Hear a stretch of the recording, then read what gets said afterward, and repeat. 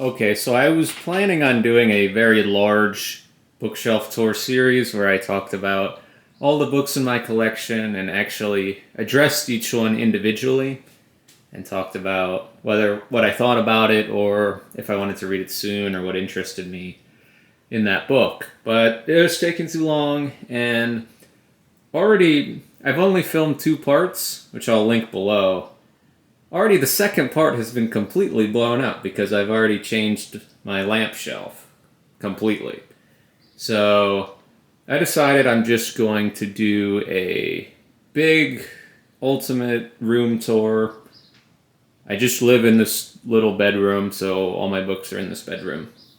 And that's it. I'll cover some books that I like. You can pause the video whenever and like see what else is on the shelf that I didn't talk about. But yeah, I'll go over everything. The only thing is, this has stayed the same. This is from part one of the bookshelf tour. So I won't talk about these books. It's mostly my mass market paperbacks, some traumatic book club picks, and some 20th century fiction as well, and literary critics and essays. There's a couple things that I didn't talk about here. In part one, there's a Library of America box set, crime novels of the 1960s. This is 9 thrillers. I haven't read any of these, but those are the titles, if you want to pause and look. Also here, I just haven't found a place for this yet, so it's sitting out. Collected poems of Robert Service. I've read a couple of his World War I poems, which is why I recognized his name when I saw this at the thrift store, so I just picked it up. And I also recently hauled this Lord of the Rings omnibus. Really thick, sturdy thing. Reinforced laminated paper. I really like how this is made. And the fact that I enjoyed its physical qualities inspired me to actually pick up Lord of the Rings again, so I just started book 2 out of the 6 books, and I'm enjoying it. This was a semi-reread, but I never finished it as an adult, so yeah, Lord of the Rings. Yeah. Everything else here, check out part 1. I actually talk about all these books, so if you're interested, watch that video. Next, we got my lamp shelf, which is pretty different now. We still got the fairy tales and some religious books here. Here we got Edgar Allan Poe, a small collection of his stories, but there's a ton of his great stories. Telltale Heart, Mask of the Red Death, Pit in the Pendulum, Murders in the Rue Morgue, Oval Portrait, a bunch of other. Cask of Amontillado. I just finished this. It's amazing. I love Edgar Allan Poe. So yeah. Next, this mythology shelf is pretty much the same, although I took out a couple items to move elsewhere. Mostly Greek myth, but some Irish, African, and Mesopotamian myths as well. This little shelf is new. It's just big fiction books, Les Mis, Gabriel Garcia Marquez. I have a couple hardcovers. This is the Edith Grossman Don Quixote, which I love Don Quixote, but I haven't read Grossman. This, you've heard me talk about it. It's Terra Nostra by Carlos Fuentes. One of my favorite books ever. Okay. There is a gap there. I don't know what I'm doing. But this is my main shelf. We shall start at the top. Here we have the Alexandria Quartet by Lawrence Durrell. It's a box set. I haven't read these yet. But I've heard they're good. These are mostly just assorted Penguin classics. I have other ones elsewhere where they fit in like a time period or a genre or something like that, but these are just the rest of them. Got Guy de Maupassant selected short stories, some Sherlock Holmes, Dickens, Wuthering Heights. Wuthering Heights is great. Of Mice and Men, Narrative of the Life of Frederick Douglass. Sorry for the angle, I'm kind of just looking up here. Arthur Miller, The Crucible, it's a pretty good play. One of my favorite books ever, Picture of Dorian Gray. Jane Eyre, awesome, I read that for the first time this year. And Don Quixote, this is the Rutherford translation that I really enjoyed. Going up top, some random books, and then Frankenstein and the Monk, two Gothic works that are both excellent. Frankenstein's better, but the Monk is a really interesting book. I've talked about it recently, but it's a cool cover. So yeah, lots of Penguin classics there. You can pause here if you want to see them. This top shelf is a lot of just big collected volumes. Well, on the left side at least. Like, I haven't read any of these. I've looked at a few of them, but I haven't read through any of these. I just like to collect these big volumes if I find them, just because it saves space, which seems ironic since these books are huge, but if you have like 4 or 5 books in one, then it saves space. You got like Isaac Bashevis Singer, John Cheever, some Haggard novels. I think is King Solomon's Mine and She are 2 of the 4. Here we got F. Scott Fitzgerald. Most of his famous stuff, other than Gatsby, is in here. This is the collected stories of Guy de Maupassant. This translation, I think, is a little old. I've read a couple stories here, and I didn't enjoy them as much as my Penguin translation, so I'm not sure if I want to keep that. Borges, Arthur C. Clarke, science fiction short stories. Everything Flannery O'Connor wrote in a Library of America volume, including letters and such, and articles. The rest of these are mostly journal and letter collections. Lord Byron, Edmund Wilson, Nabokov and Edmund Wilson again, Bernard Shaw, and Hemingway letters. So I haven't really read anything on this shelf, but it's an interesting one.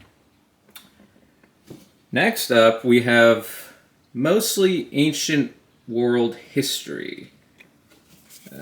Here we have a NYRB classic, The World of Odysseus by Moses Finley. It's about the Homeric author and his time period and kind of like dating the Odyssey and the Iliad and understanding the culture behind what was going on. Here, Robin Lane Fox, The Classical World, is a big epic history book. I think it's pretty good. For being so high level, Fox does a good job. A couple of reference works, just mini biographies of Roman people and some geography. Peter Green's Alexander the Actium. I haven't read it yet, but it's supposed to be one of the best works on Hellenistic Greece. Some biographies: Alexander the Great, Caesar, Diogenes, Marcus Aurelius. And then a couple like micro histories. This is, I believe, the Roman Civil War, or like the end of the Republic. This is on Roman women, the Battle of Thermopylae, a couple Edith Hamiltons, SPQR. Historical fiction, great book. And I have an abridged Gibbon's Decline and Fall. This is edited by D.M. Lowe. This is the first abridgment that or any copy that I found that has been in decent shape. Of course, I would want the whole thing eventually, but I'm not even close to reading this yet, so I don't even really need the abridgment, but it was cheap, so I got that. But yeah, these are all secondary sources. Below is, I think it's all 90 plus % ancient world primary texts. with different translations, of course. But I got the landmark editions of Thucydides and Herodotus. I tried the Herodotus a month or two ago, and it was too much, I think, the landmark for a first reading. So I think I want to try this Robin Waterfield translation without any extras, just to get through the text first before going back. I think annotations are, like, in-depth annotations are good, but I find them easier to palate on a second reading because I don't have to worry about what's going to happen since I already know that. Homer's Odyssey. I have a lot of Odyssey and Iliad translations at my parents' house. I don't know why they're there. I feel like I should have them here. But got Hesiod, he's fine. Plato.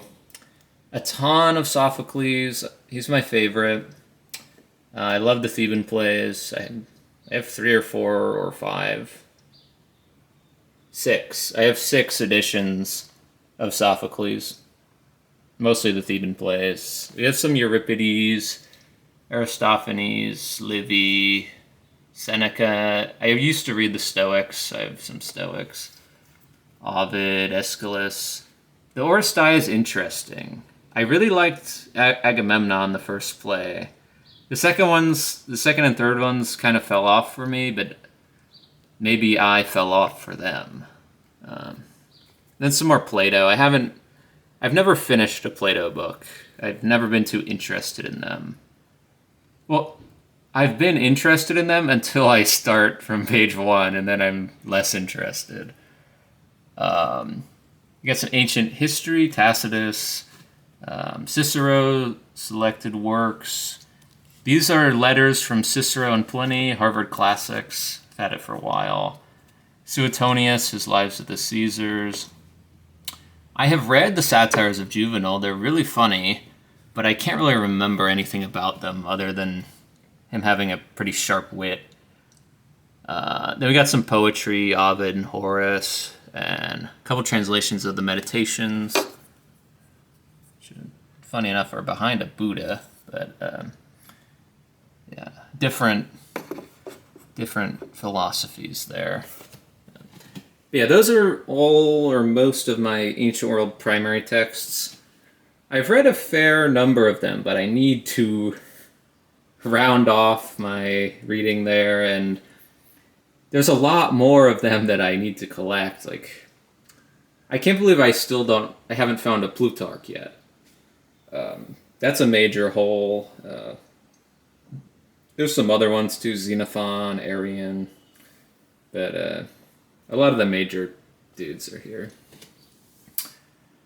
Okay, this shelf is basically non-ancient, non-Greek and Roman classics chronologically, if that makes sense. So we start off in the corner with the Epic of Gilgamesh.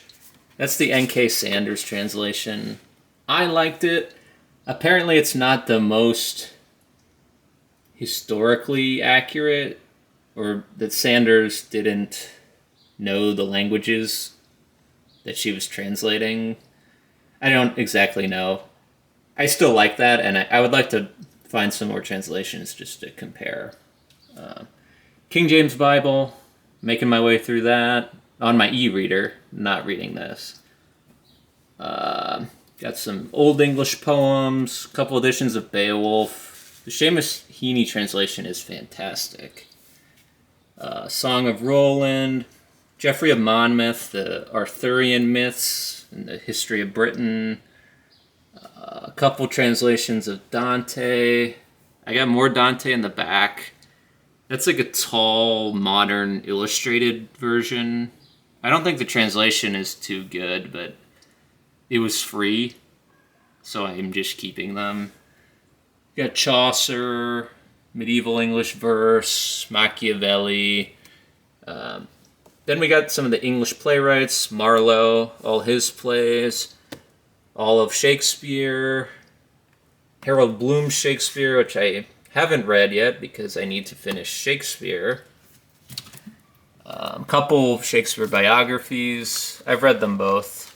They're both good in their own ways. Then we got Milton's Paradise Lost, some more poetry, Shelley, Coleridge, William Blake, stuff like that. Then we go to the very bottom.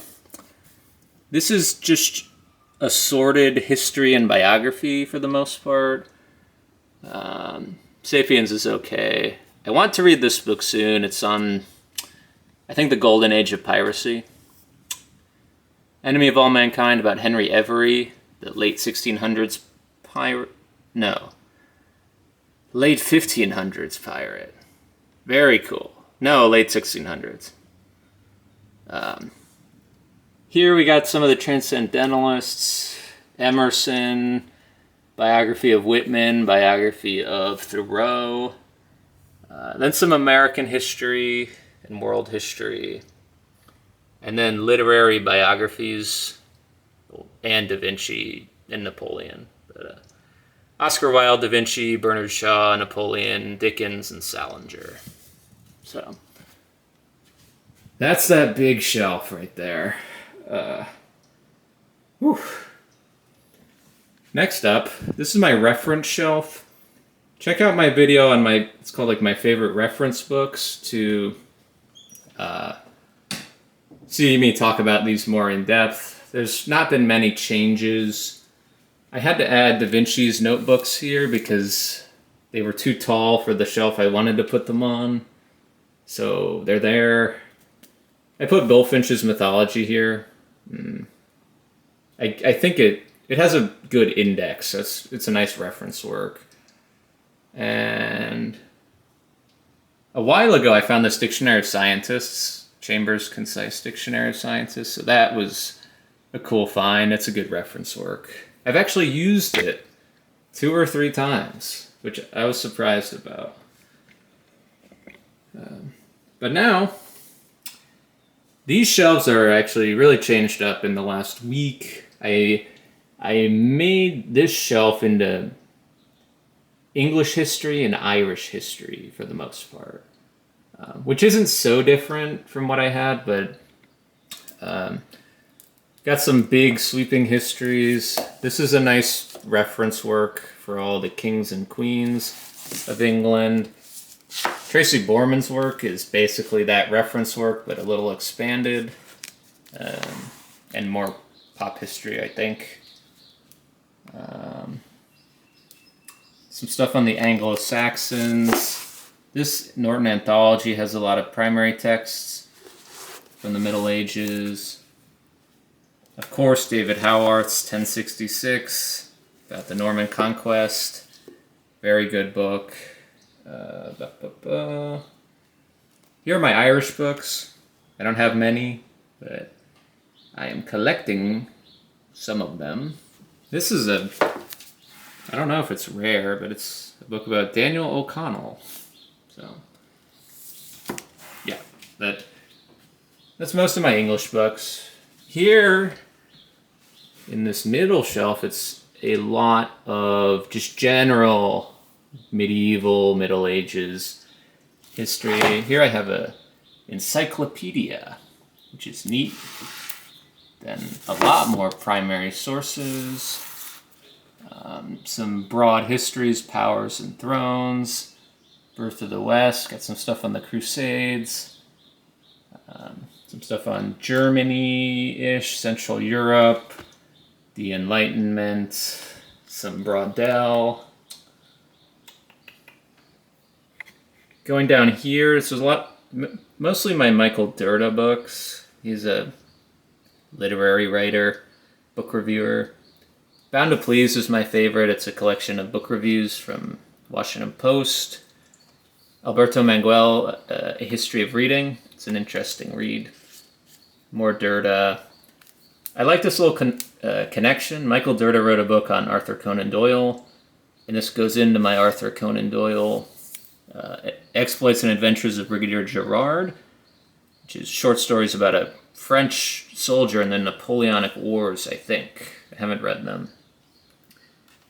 Here is my birthday present from this past year.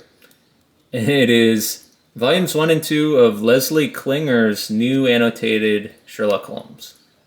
So this has all the short stories in volumes 1 and 2. This was hard to find. I had to get it used, and I couldn't get volume 3, or I didn't get volume 3, because 1 and 2 seemed like enough. 3 has the novels, the 4 novels. But yeah. To the right of Sherlock, we have a lot of books on history and historians, like essays and histories of historians. These 3 are essays. This is Arnold Toynbee, who has that big study of history series. Then a couple of random things: a Viking Portable, Nathaniel Hawthorne, some literary history of the novel, and English literature, 1815 to 1832 by Oxford. And here on the left is my Viking/Scandinavian section. We got Icelandic sagas, the Prose Edda, the Viking Wars, the Wolf Age, and the Last Viking all tie into English history, but those are a lot about the interactions between the Vikings and the English during the Anglo-Saxon period, coming up to the Norman period. But The Last Viking is an awesome biography of Harald Hardrada, the king of Norway, who invaded England during 1066 and kind of mucked things up for the Anglo-Saxons. Got some more history books: H.G. Wells, R.R. Palmer, some other stuff, more Braudel. This, Tragedy and Triumph, the journals of Captain Robert Falcon Scott's last polar expedition, the Fatal Expedition. I don't really know anything about Arctic exploration, but I was recommended the subject by Sailing Through Books, her channel. So I picked this up. I don't think I'm going to read it soon, but it looks interesting. Okay, next up in this corner, I have a corner desk. I found this for $2 yesterday, Ubik by Philip K. Dick. I seem to read a Philip K. Dick book once every year, so this will be my one for 2026 probably. I still need to reread this for the Traumatic Book Club. So, yeah, we're not going to talk about that. Here I got some recent pickups: Robert A. Heinlein, E.T.A. Hoffman, Washington Irving, Penguin Classics. Here in mass market paperback, I have the original Dune saga. You'll see where I stopped and got Emperor of Dune, book 4. Not because I disliked it, I just stopped. And below it is a Garrett M. Graff oral history of 9/11. Here's a lot of 20th century history. I have not read any of them. Howard Zinn, got Barbara Tuchman hardcovers. Here, World War I, World War II, After the War, Killing, Lenin's Tomb, a book about the Gulag, and a biography of Stalin. Now, below, gotta sit down for this. This is just assorted. I don't even know if it's all assorted fiction. It's assorted books. Got some Carlos Fuentes, Cortázar, Steinbeck, Voltaire, Lolita. Mark Strand, a very good poet. Modern American poet. Here there's a lot more poetry. You can just pause here. I'm not going to talk about many of these. Got some Cormac McCarthy, Brave New World, that's a great book. My Alan Moore, Watchmen and V for Vendetta. Both 5-star, fantastic graphic novels. But yeah. Joseph Conrad, Alice in Wonderland, Portrait of the Artist as a Young Man, more Oscar Wilde, Name of the Rose. There's a lot of good books here, actually. Yeah. Okay, these books are mostly ones that I picked up in my last book haul. They're all science fiction, mostly anthologies with some like book club editions of things. And we have the Galactic Empire trilogy by Asimov, which those books aren't great by Asimov standards.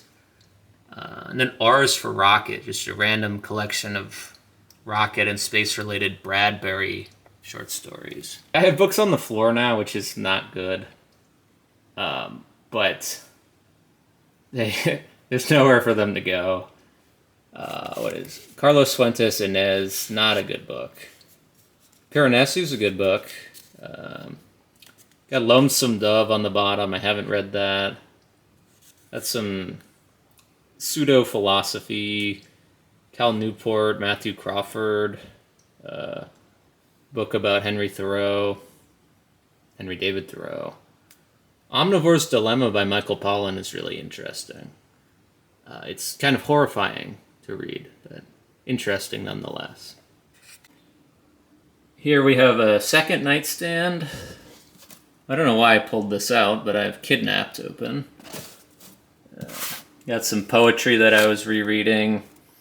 Here's a lot of my weird and supernatural stuff. Got ghost stories. King in Yellow, great stuff. Dracula, great stuff. Some more stuff that I hauled recently. We've Always Lived in the Castle. And then here I have 4 of the Penguin Classics Marvel collection. We have Captain America, The Avengers, Black Panther, and The Amazing Spider-Man. I recently read The Amazing Spider-Man, but what these books are is they collect a lot of the original comic issues of these superheroes, and it goes over kind of the history of the superhero, like how they were created, and how they developed in their early runs. Mostly with Stan Lee and Jack Kirby and Steve Ditko and some other guys. Also, another pile of books on the floor. These are kind of random, but I've read most of them. Mary Oliver, I think she's overrated. Ray Bradbury is rated correctly, or at least underrated. He's so good.